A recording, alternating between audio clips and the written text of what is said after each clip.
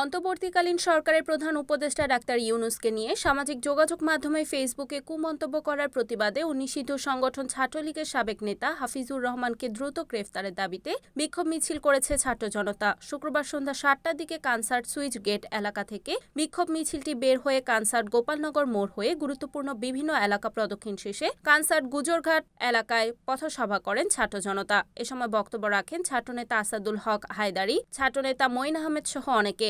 অন্তর্বর্তীকালীন সরকারের প্রধান উপদেষ্টা ডাক্তার ইউনূসকে নিয়ে সামাজিক যোগাযোগ মাধ্যম ফেসবুকে নিষিদ্ধ সংগঠন ছাত্রলীগ যুবলীগের নেতা কানসার্ট গোপালনগর মোড়ের হাফিজুর রহমান কুরুচিপূর্ণ মন্তব্য করেছে, যা শান্তিপূর্ণ দেশকে অস্থিতিশীল করে তুলতে চাইছে। আমরা এই নিষিদ্ধ সংগঠন ছাত্রলীগের কুখ্যাত ক্যাডারকে আগামী ২৪ ঘন্টার মধ্যে গ্রেফতারের দাবি জানাচ্ছি। বক্তারা আরও বলেন, পথসভায় বক্তারা প্রশাসনকে হুঁশিয়ার দিয়ে বলেন, যদি আগামী ২৪ ঘন্টার মধ্যে হাফিজকে গ্রেফতার না করা হয় তাহলে সোনা মসজিদ চাঁপাইনবাবগঞ্জ মহাসড়ক বন্ধ করে দেয়া হবে বলে আলটিমেটাম ঘোষণা করেন।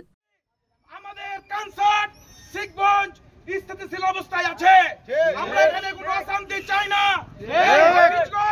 ফেসবুকে বিভিন্ন সময় জামাত বিএনপি ডক্টর ইউনূসকে নিয়ে বিভিন্ন সময় কুমন্তব্য করছে। একটি মন্তব্য করেছে, এই হাফিজগণকে কেন গ্রেফতার করা হচ্ছে না, কেন তাকে আইনের আওতায় আনা হচ্ছে না, আমরা এই জবাব প্রশাসনের কাছে চাই।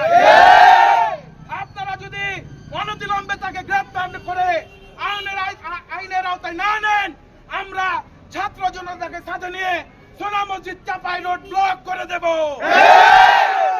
হাফিজকে আগামী ২৪ ঘন্টার ভিতরে তাকে আইনের আওতায় আনতে হবে। আমি শিখগঞ্জ উপজেলার সাংবাদিক ভাইদের দৃষ্টি আকর্ষণ করে বলছি, হাফিজুর রহমান বিগত দিনে ছাত্রলীগ যুবলীগের পথধারী নেতা, ট্যাগ ব্যবহার করে বিভিন্ন অপকর্মের সাথে যুক্ত ছিল। ইদানিং সে সাংবাদিকের পরিচয় দিয়ে বিভিন্ন জায়গায় চাঁদাবাজি, বিভিন্ন জায়গায় বিভিন্ন অকারেন্সের সাথে যুক্ত আছে। আপনারা দ্রুত তার সঠিক তদন্ত করে দ্রুত তাকে প্রেস ক্লাব থেকে বহিষ্কারের আমি জোর দাবি জানাচ্ছি। Report Ahsan Habib, NAN TV, Chapainawabganj.